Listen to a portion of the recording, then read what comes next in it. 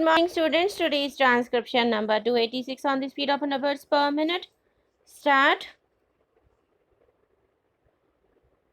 The scam is basically a deliberate and criminal misuse of public funds through various types of securities transactions with the aim of illegally siphoning off funds of banks and PSUs to select brokers for speculative returns.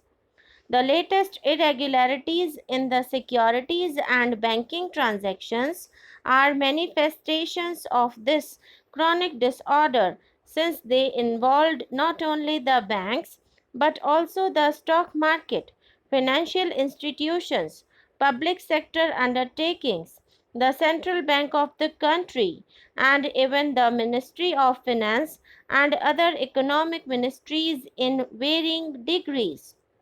The most unfortunate aspect has been the emergence of a culture of non accountability which permeated all sections of the government and banking systems over the years. The state of the country's system of governance, the persistence of non adherence to rules, regulations, and guidelines, the alarming decay over time in the banking systems has been fully exposed. These grave and numerous irregularities persisted for so long that eventually it was not the observance of regulations but their breach that came to be regarded and defended as market practice. Through all these years, the ability of the concerned authorities to effectively address themselves to the problems has been tested and found wanting.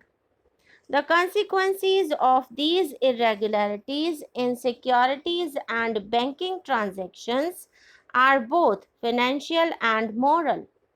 During the period from July 2001 to May 2002, the most glaring proof of the nexus between the irregularities in banks and the overheating of stock market which came to light is explained by the graphic representations of the BSE index and the fact that there was a sharp increase in securities transactions during the corresponding period of the banks involved in serious irregularities related with the scam.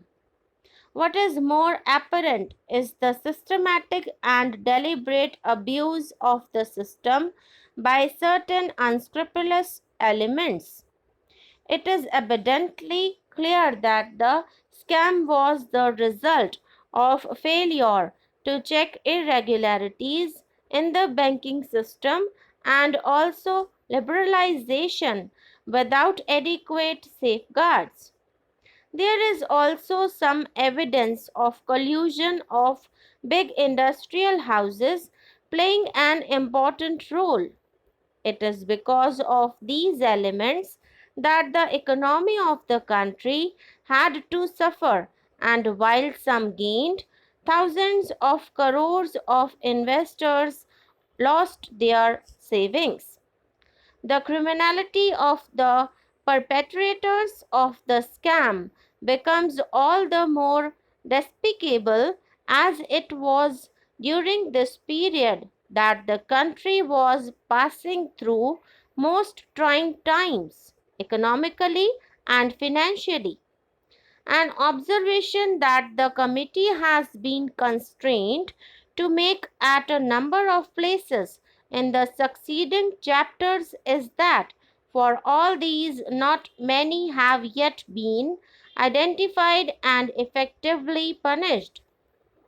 The second aspect about which the committee expresses its great concern is the supervisory role and responsibility. That supervision failed from top to bottom is both self evident and is detailed in the report. Amongst all the witnesses that appeared before the committee seldom came across an instance where responsibility for wrong was forthrightly accepted.